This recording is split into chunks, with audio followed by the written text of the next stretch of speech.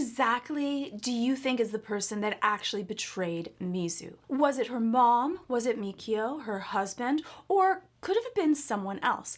I think that all of the clues are actually in episode 5. So let's take a look at it together and decipher all the clues and the psychology behind them, which I think leads us to the culprit. You're going to love the mountains. No other soul will ever see you. You'll have to work, of course. He raises horses for the Lord. Mikio was a great samurai until he transgressed. Lords execute their men if they tie a belt wrong. The point is, you're both outcasts. He is money and is in no position to complain about your face. Make up.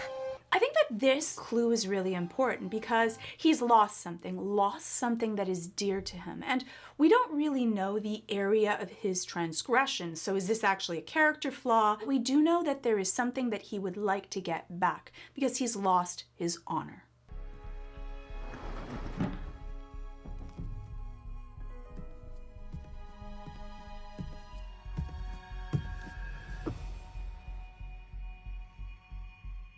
I'm not a brute.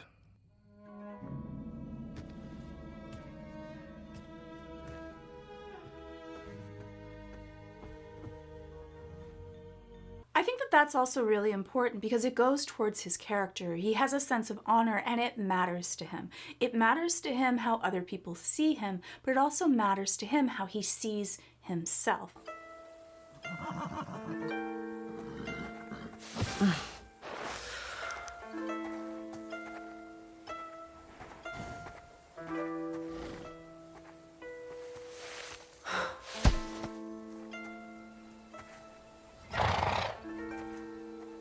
Like how surprised he is with how strong Mizu is that you wouldn't expect her to be able to carry that.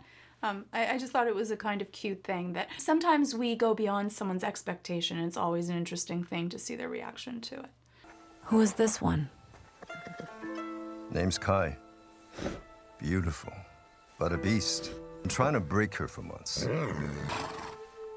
This is what Kai thinks of me. Ever since I was banished by my lord, I've held on to this fantasy that if I bring him the perfect creature, he will welcome me back. So this is his motivation. This is one of the things that matters to him. It matters to him to gain back his honor, to be able to be looked at in the good graces of his lord. If you can understand what someone's hierarchy of motivations are, you can often understand and expect their behavior because they will be always trying to head towards the thing that they are most motivated to want, and they will do things depending on that set of hierarchy. So right now, the highest thing upon his hierarchy was to gain back his lord's favor. It's silly. Yes, it is.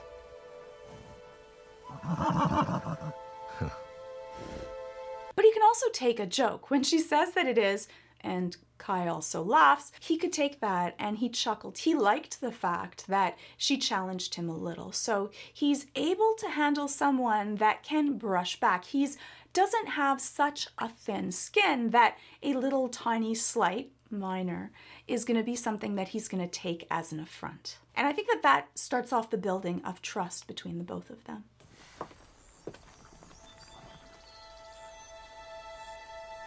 Mama, are you sure you can go into town like that? Once I get my medicine, I'll be fine. Get some dried mackerel. Mizu likes it. There isn't enough for my medicine. We think you should try going without.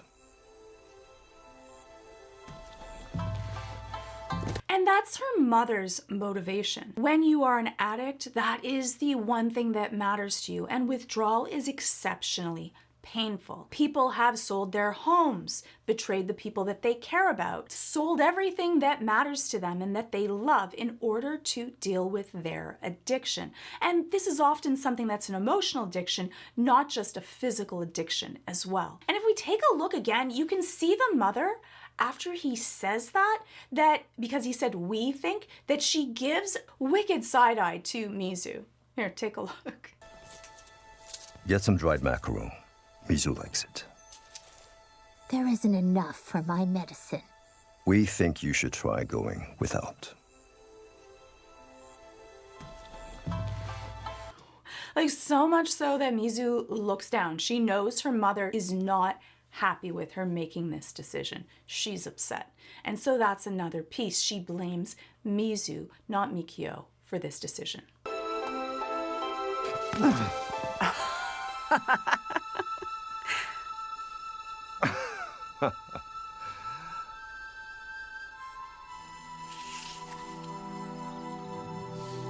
Now, for opium addiction, the withdrawal is really, really severe. You go through an acute phase. That acute phase, depending on the severity and what type of opium that you're using, can be days to weeks. So it's not that short of a period of time. And then the secondary phase can take even more weeks. After that, you may still have a want for it, but it's more emotional than it is physical. And that habitual kind of addiction is the part that makes it difficult to get over afterwards. And I think that this scene is really important because it lets us see how much time has actually passed that we may not have noticed, with the mom not having any of her opium. In a few seconds, they show us that we've gone through 3 seasons of change. So pretty much we've gone through 9 months. 9 months that we haven't seen the mom using her opium. And I think that that's a really important clue. You can see that the mom has burns on her cheek and neck, and I think that that's going to be really important to also the mom's motivation and whether she left Mizu more on purpose or happenstance ended up using it to her advantage.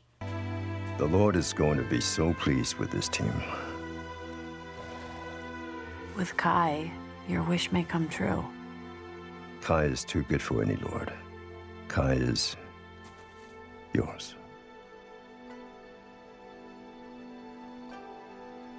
He loves Mizu more than he wants the affirmation of his lord. He sees her in a certain light, and so because of that, making her happy trumps wanting to get back the affirmation and perhaps even his title of being able to be a samurai again.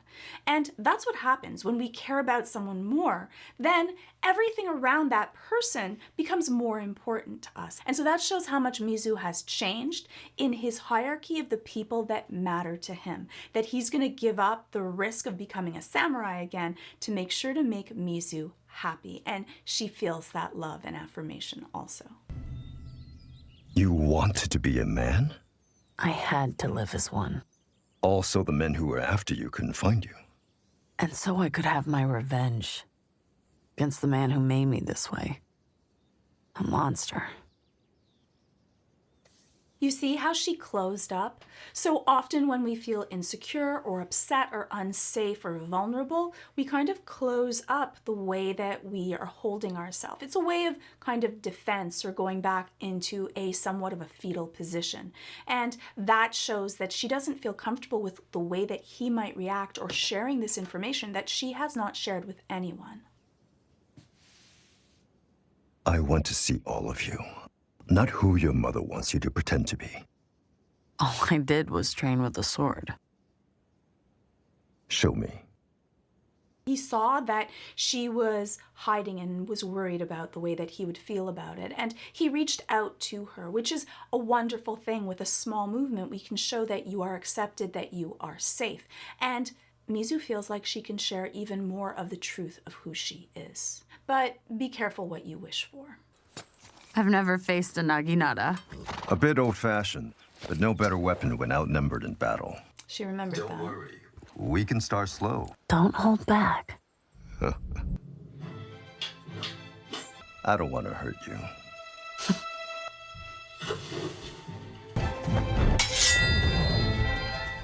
Oh.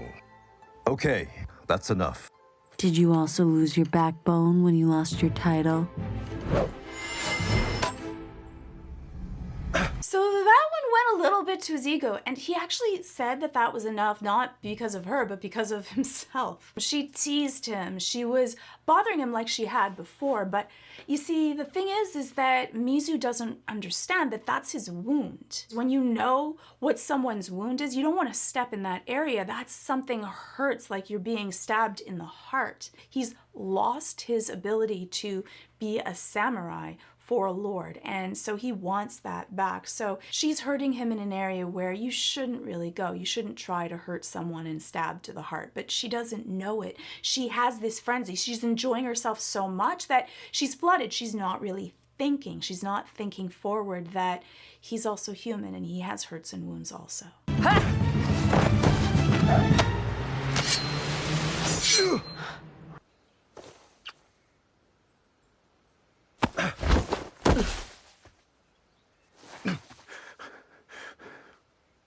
You are a monster.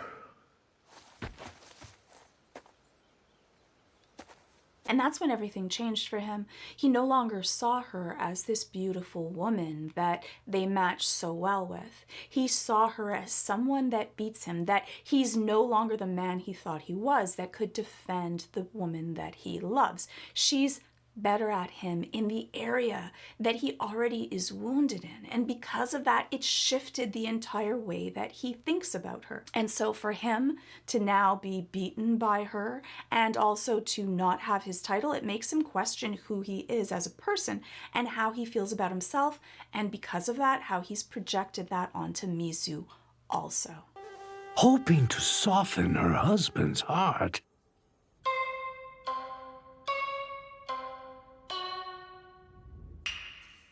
The bride danced. I think it's really beautiful. Mizu knows that she hurt his ego very deeply, and so she's trying to make herself look more womanly and more beautiful in hopes of softening him, in hopes that he'll be able to forgive her and still love her. He left early to take the horses to the Lord. All of the horses. Yours too. I made you tea of gold leaves. And you spat in it. So you see the mom, she's now smoking opium. So something's changed. She's been able to make enough money to be able to get the opium that she wants. And you hear that sinister kind of anger, that animosity that she has in her voice towards Mizu. When she mentions that he sold her horse, she doesn't have any feelings of remorse or sympathy for her daughter.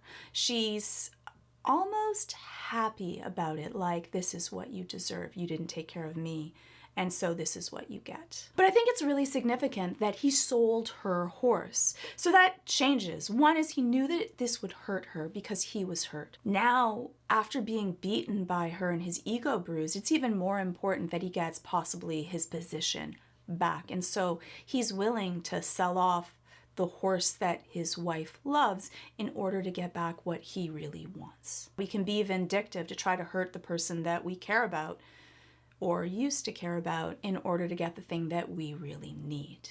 Those eyes, that's her. Which white devil do you work for? The only white devil I see is you. Let's kill her quick. Mikio.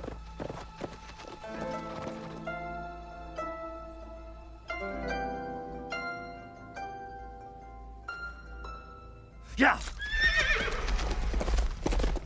So look at his eyes. He sees a whole bunch of horsemen on his land. And what was the emotion? Take a look again and think about what's the emotion that you feel in his face. Because I think that that's a huge clue. Mikio.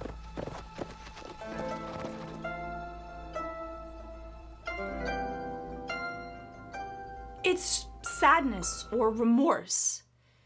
If he didn't know anything about these horsemen coming onto his land, the land that he owns, a whole bunch of men with swords on horses, the first thing he would see, the first facial reaction you'd have is what?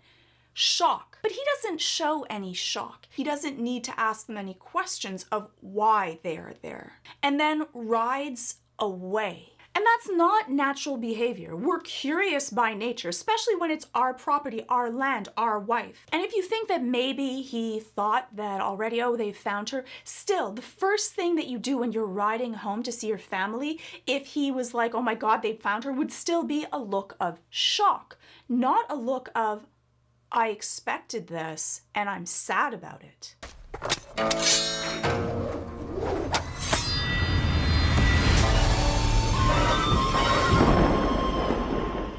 Now, the mom doesn't come out either and see what is the commotion. And she's smoking opium, so perhaps she's really high and she doesn't hear it or doesn't really care. But also, often we will avoid something when we've done something and we don't want to see the repercussions to that.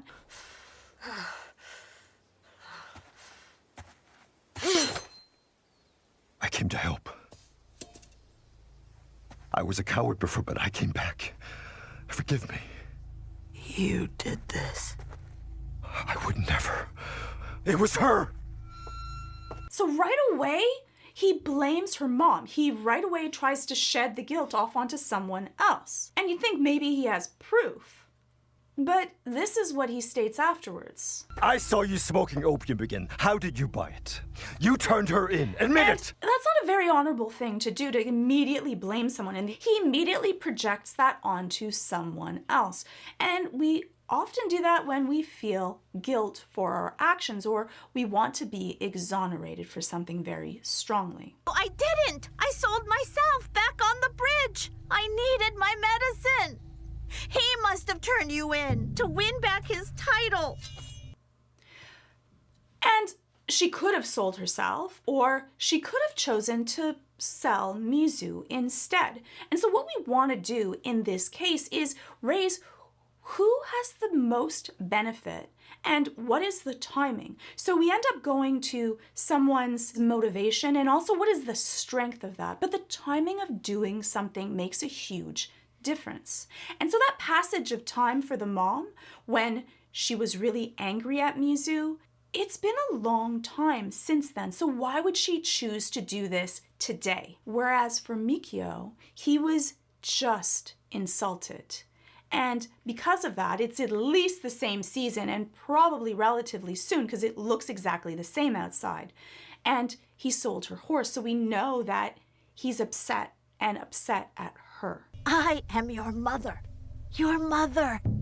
Mizu. He stood by to watch them kill you. For Mizu's mom, she has a really good life right now. And things seem to be well because of Mizu. Without Mizu, she wouldn't have that. Now, she'd have the large sum of money, and maybe that could keep her going for a period of time, but who knows how long that would be. And the passage of time from when she gave up opium has been a really long time, so that acute phase where you will do anything to get it back has passed, which reduces my suspicion on it being Mizu's mom. She could have sold out Mizu a long time ago, yet chose not to. But it makes me think about that line that Fowler said also, which kind of makes me go, That wasn't your mother. That was your maid. Paid to keep you hidden, which I hear she did till the money ran out. She was paid to take care of Mizu, and when there was no reason for her to keep being paid, she let go of taking care of Mizu and let her believe that she died in a fire. But let's take a look in the past about the way that the mother treated her. No one can find us. Bad men are looking for you, Mizu, for a girl. You must be a boy. Always a boy. And I think that this scene is more important because you see that she's not burnt during this time. Right before the fire, there is no burn upon her, which means that she didn't set the fire herself and she didn't know about it. You must never do that again. I earned money. More than enough. How honorable you grew up to be. And so you see the fire, the burn that is on her now. And so that means that she was caught in the fire. Because if you had set the fire and knew about it, why get burnt? She already planned to disappear, so it wouldn't matter. She needs no proof. I knew it'd be hard on you, thinking me dead, but I knew it was for the best. Being on your own, you could be like water. Impossible to catch. Now the gods have brought you back to me. Yeah, I don't believe that either. I think that this was just much easier for her. But it also means that she didn't sell her out, because that would have been even easier for her. She could have just brought them to her, and yet she didn't, and got burnt in the process. At all of this time period, she could have taken the bounty for Mizu for herself, and she didn't. She chose to have her married and live a placid life. So nothing really changes for the mother, and she went many months without having her opium, and then got it again. And so the chances of her wanting this are just a little less in her motivation to me. He must have turned you in to win back his title. I am your mother. Your mother. Mizu. He stood by to watch them kill you. He's dishonorable. Weak. Shut your mouth, you lying. He grabs her and attacks her mom.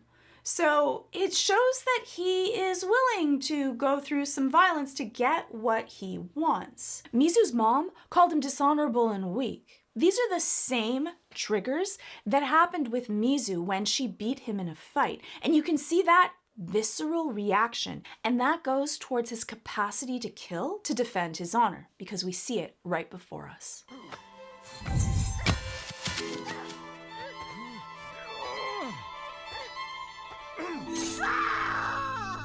And then he stabs her. Why does he have to do that? He can definitely overpower her. It's quite easy.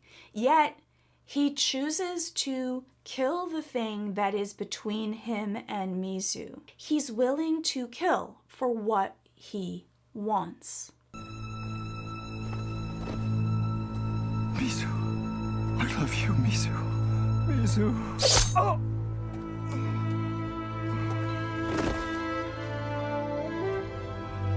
And so for me, with him, one, not being shocked, knowing that there's someone there, not going to investigate, leaving her, and then coming back, attacking her mom, and then killing her mom. She didn't have a weapon, and she couldn't overpower him. For me, it makes it pretty strong that it's Mikio who betrayed Mizu, not her mom. But it's definitely not a clear-cut set of circumstances. And if you think that I could be wrong, let me know in the comments below, and let me know your thoughts on my theory on who it was who actually betrayed Mizu. Hopefully I'll see you in the next video.